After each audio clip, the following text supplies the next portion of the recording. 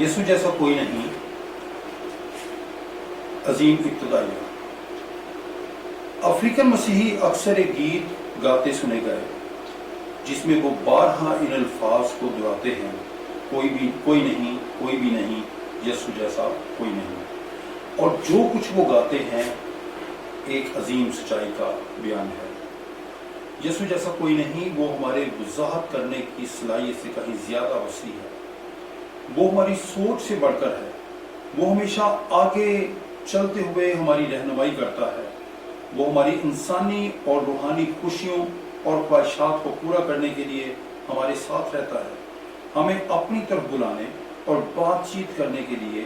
ہماری رہنمائی کرتا ہے۔ اگر ہم کسی مثالی شخصیت کی تلاش میں ہوں تو اس ذات الہی سے بڑھ کر کچھ نہیں پا سکتے۔ اگر ہم خدا کی محبت کی تلاش میں ہوں تو پھر بھی ہمیں اسی مثالی اور یکتا شخصیت کے پاس آنا ہوگا، اور اگر کسی حیران کن شخصیت کے بارے میں دریافت کرنا ہو تو ہمارا اشارہ فقط ہمارے خداوند یسوع مسیح کی طرف ہے۔ اپنی ذات کے اعتبار سے وہ نہایت منفرد اور اپنی ذات میں ایسا کامل خدا اور کامل انسان ہے کہ خدا کا بندہ ہو کر دنیا کے تمام گناہوں کو اٹھا لے جاتا ہے۔ وہ اچھا چرواہا ہے جو ہمیں راحت کے چشموں کے پاس لے جاتا ہے، وہ طبیب ہے جو ٹوٹے ہوئے دلوں کو شفا دینے کی قدرت رکھتا ہے۔ وہ مثالی شخصیت اور ذات الہی تاریکی میں بسنے والی دنیا کے لیے نور ہے، وہ پیاسی زندگیوں کے لیے زندگی کا پانی ہے، وہ بھوکی زندگیوں کے لیے زندگی کی روٹی ہے، وہ ان سب کو جو گناہ کی گہرائیوں اور موت کی وادیوں میں مردگی کی حالت میں زندگی بسر کر رہے ہیں، ان کے لیے زندگی اور انہیں زندگی دینے والا خداوند ہے۔ خداوند یسوع اپنے امید رکھنے والوں کے لیے سب کچھ ہے، ان سب کے لیے جو اس سے کچھ پانے کی امید رکھتے ہیں اور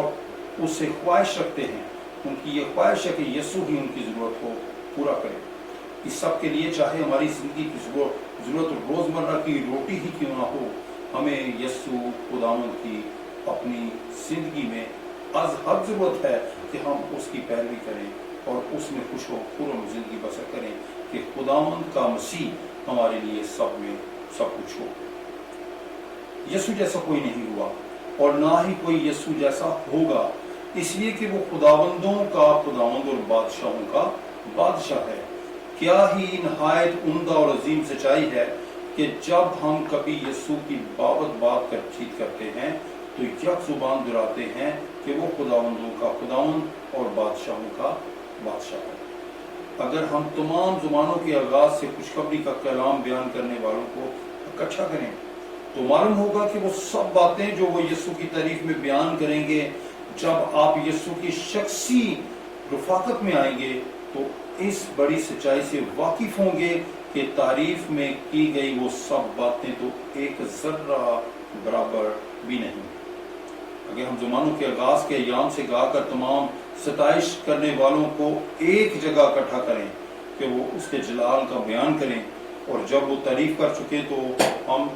جو یسوع کی رفاقت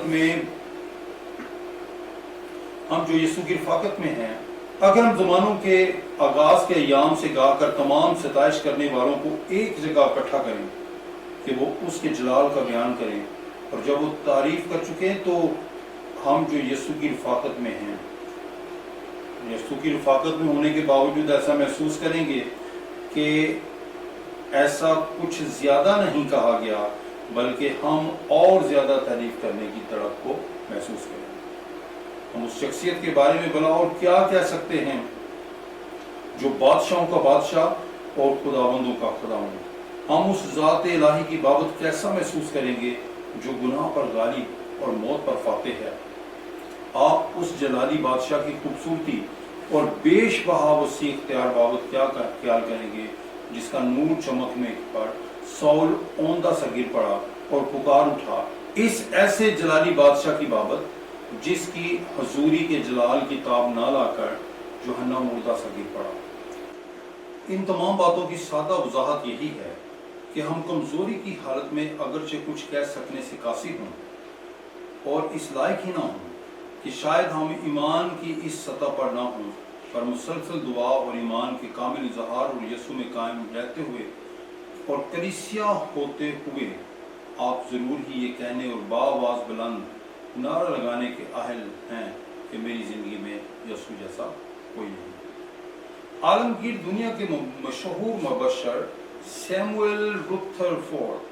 बयान करते हैं कि हम अपनी जान से ऐसी मोहब्बत नहीं कर सकते जैसी आला और अज़ीम मोहब्बत यसु खुदावंद ने हमारे साथ की कि हमें माफ़ करने को